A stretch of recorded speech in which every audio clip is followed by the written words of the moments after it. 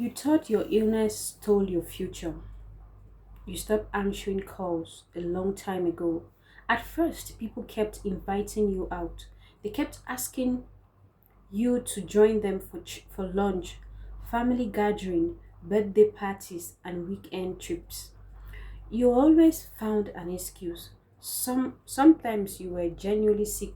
Sometimes you were simply tired of explaining yourself, tired of the same story, tired of question, tired of watching people pretend not to notice what was happening to you. The illness followed you everywhere. It followed you into restaurants, it followed you into church, it followed you in events, it followed you into relationship. It became the first thing you thought about when you woke up and the last thing you worried about before going to sleep. You told yourself things will get better when this illness disappears. But it didn't disappear. Months and years passed, and slowly your life became smaller. You stopped going to places you once loved. You stopped doing things that once made you happy. You watched other people move forward while you stood still.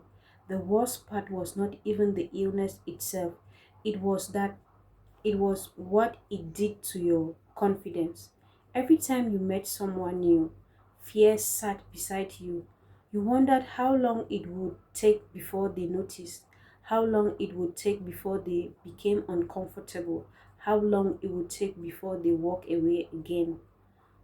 Some did, not because you were unworthy, not because you were difficult to love, but because not everyone has the heart to stay. After after enough disappointment, you stopped trying. You convinced yourself that love was for other people, healthy people, confident people, people without complication, people without struggles. You looked in the mirror and stopped seeing a person. You started seeing a problem. And that changed everything. You became angry.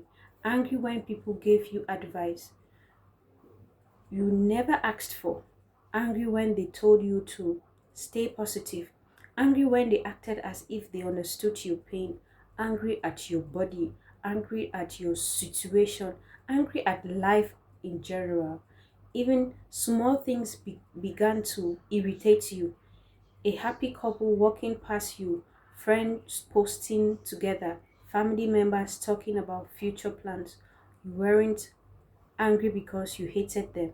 You were angry because you missed being hopeful. Deep inside, you were craving the life you thought you would have. One evening, after another disappointing day, you sat alone and asked yourself a question you had never dared to ask before. What if this is all my life? What if this is all my life will ever be? The silence that followed it felt heavier than anything you had ever carried. But what you did not know was that life was already preparing an answer. Because while you were busy counting everything you had lost, there were things you had not yet found. There were people you had not yet met. There were doors you had not yet opened.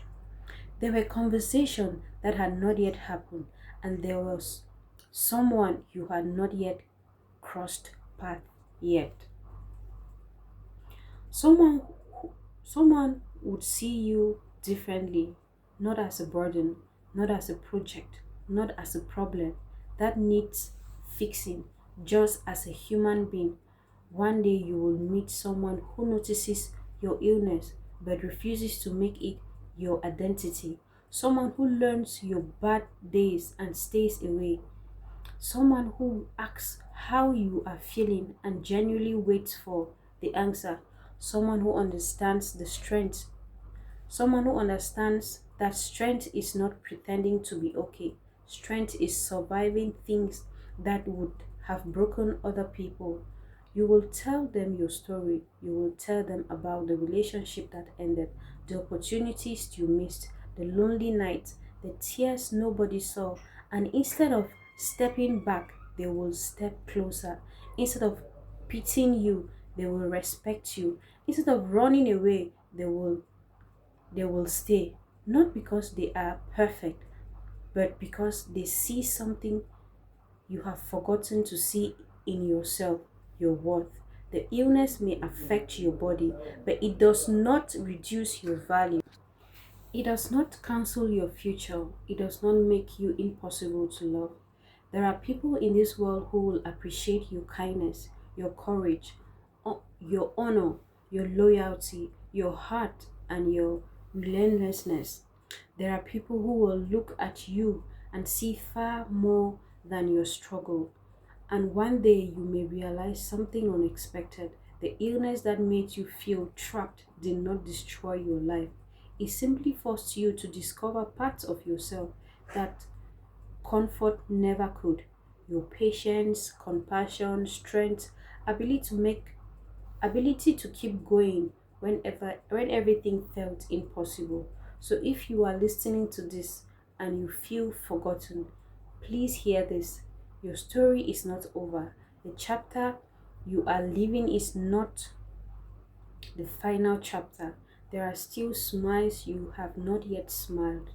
There are still friendship you have not yet built. There are still moments of laughter waiting for you. And yes, there is still love waiting for you too. Not the kind that disappears when life becomes difficult, the kind that stays, the kind that understands, the kind that chooses you and you again completely. Better days are not a fantasy. They are on their way. Keep going long enough to meet them. Keep believing long enough to see them. Keep loving yourself long enough to discover that your illness never had the power to decide your future. You are still here, and that means your best days still have a chance to find you.